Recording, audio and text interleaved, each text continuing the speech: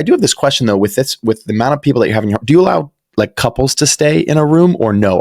Is it only single people that, tell me about that a little bit.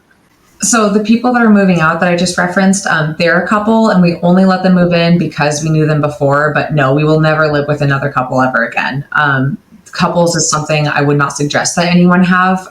You're not getting twice the rent, but you're getting twice the amount of people, twice the amount of usage. And every couple fights, including us. Like when we fight, we have to keep it quiet in our bedroom. Like, I'm sure we fight in the kitchen sometimes when we need to be a little bit quieter. Like you're just inviting in a little bit more. And I don't even mean to use the word drama, but just a little more friction in the space than there needs to be.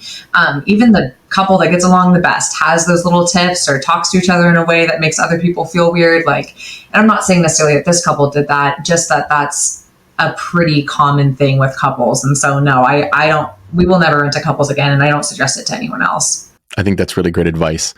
What were some of the things that you did to ensure, and I'd love to hear from both of you on this, kind of your mindset on like, what did you do? First of all, where did you advertise to find people? Was it all referral based? Were you posting on certain sites? If so, what were those sites? Because I really want people to kind of understand, like, you guys actually did it. You didn't just talk about it, you did it. And then obviously you put something in place that's working because you've been full and you're still doing it. So it must be working. I mean, it's years later and you're still doing it. So that's a positive thing. So where did you post? And then what were some of your criteria for letting someone live in your home? What did that look like? Yeah. So sorry, Cam, I'm going to answer this one again. So I do I do all of the posting and the vetting and the interviewing.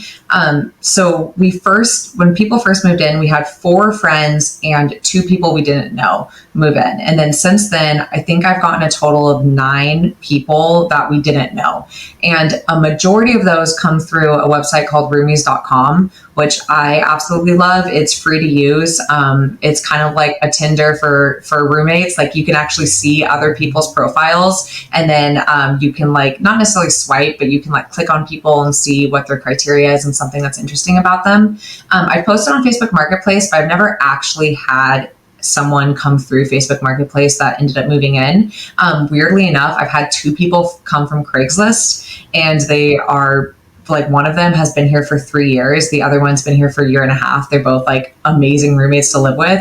Craigslist is my last ditch effort. If I'm not getting any like responses on Roomies, I'll go to Craigslist. But yeah, weirdly enough, two out of the roommates have come through there. And then the other thing with Roomies that I really like is that you can actually see people. So all the other websites, you just put your room out there and you hope that people click on it. With Roomies, you can actually see the people who are looking for rooms in your area. And 2 of our people have come through us messaging them first. 2 of our rooms were not getting any, and this is separate, years apart from each other. They weren't getting any action. We weren't getting any responses. And so you can actually go and look at people who fit your criteria that have price points near what you want to charge, and you can message them first. So 2 people have come from us proactively messaging them. We use Craigslist sometimes too, and it is funny to hear people say like Craigslist still works.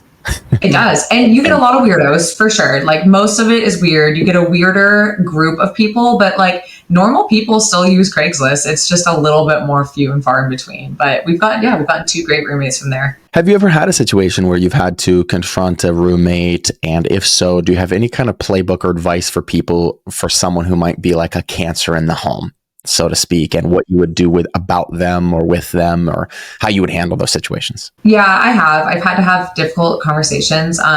My number one piece of advice is just get it over with and have the conversation, because I have anguished myself for weeks, if not months, just being so anxious about the conversation I have to have. And if I just had it, my anxiety would have been, it would have sucked, which it still sucked. I still had to have the conversation. So it's not like it didn't suck any less. I just put myself through all this extra torture of being worried about it instead of just having it. My advice is to always have the conversation in person.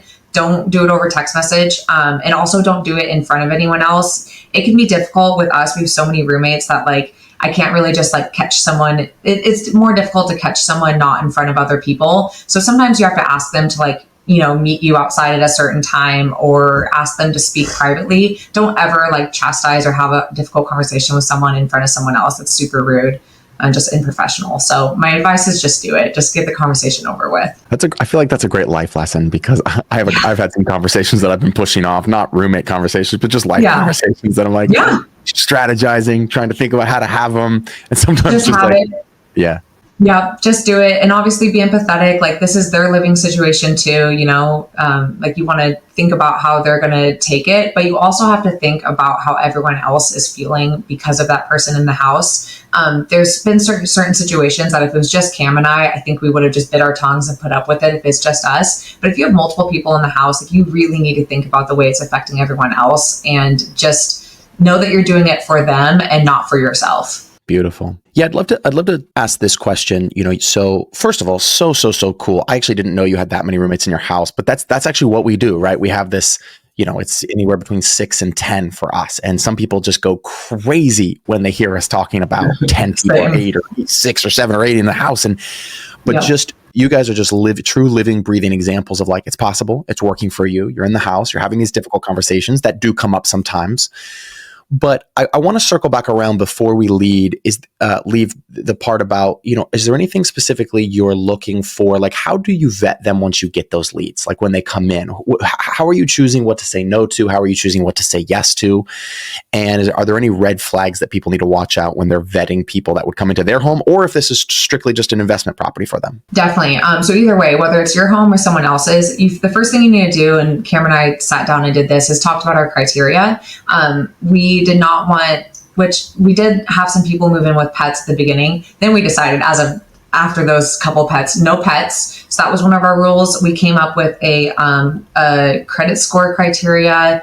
What else? Make sure no evictions, 3 times the rent, all of the basics of, like, the type of qualifications that someone would need to have. And then after that, we just really wanted people that would fit in with, like, our lifestyle and the other types of people that we brought into the home. So the number one way I'd say you can attract people that are going to be good fits with your home, and, like, personalities, right? Because personalities is, like, one of the biggest things when it comes to so many people sharing a space, is the post that we put out is one of the most in-depth ones that's out there. Most people, when they post a room, they post a picture of a bare room and then 2 sentences about where it's located and how much rent is. Ours is probably too long. It's like 4 or 5 paragraphs. It talks about what we do for work, the fact that we bought this house with the intention to rent out the rooms, what we like to do for fun. I include pictures of our dogs. I include a picture of Cameron and I hiking with the dogs. I talk about the type of person we are looking for.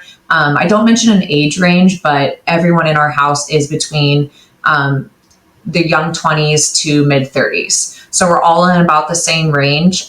So I put a lot into the post. I'd say that's the number one thing, is make sure that your post is not just, a couple pictures you took on your cell phone that you throw up with the number. You do need to they don't need to be professional, but you need to have all the lights on. Like, my photos have fresh flowers in them. Like, your home needs to be completely presentable. Like, your mom's going to come over and judge you. Like, it has to be perfect. And then you just need to put a lot into your description of who you're looking for and who you are, so you're attracting the right type of people. And then when people message me, I message back everyone, but the people I'm the most interested in, I always ask them when they're looking to move and why they're looking to move, because I'm the most interested in why they're looking. I want to know, are they looking to get out quickly because of a bad situation? Like, what type of drama are they going to be bringing? I want to know what their situation is. And people who write me 1 or 2 sentences, I'm not super interested in. I like people who give me a pretty good, robust description of who they are, what they're looking for. I also like when they say why they were attracted to our post. So if I get a good feel from them just from messaging through whatever app or program I'm using, then I will set up a call like this. I never do phone calls. I always do some type of, like, FaceTime or Google Meets or something where I can see them. Because most of the time they're going to be either in their car or in their house, and I get to see an opportunity. I get to see what's behind them and a little bit more about them and how they present themselves. And then I run through, it's usually like a 30-40 minute call. I run through what it is to live with us. And then I also ask a lot of questions about themselves. Like, I like people who grew up with a lot of siblings, because they're used to a full house, and their house was probably a lot less clean than our house is going to be. So when people grew up with 3 brothers, I love that. If they lived in a sorority house, I love that. If they had, roommates in college all the time, I love that. So I love people who have some experience living with multiple people. And then obviously if their lifestyle fits in with ours, as far as, like, the type of stuff they like to do. And then I also, because so many people share bathrooms, I like to try to match up as best as I can. You're not going to not get it if you don't do this, but I like when people's schedules are opposite. So right now we have a flight attendant and a preschool teacher that share a bathroom, and it's perfect because the flight attendant takes showers at 11 p.m. and the preschool teacher takes showers at 5 a.m. and their schedules are super opposite. And so, their bathroom usage usually is opposite from each other. Because if you have all 9 to 5ers getting ready at the same time in the same bathroom, someone's going to move out eventually because they can't get ready at the same time.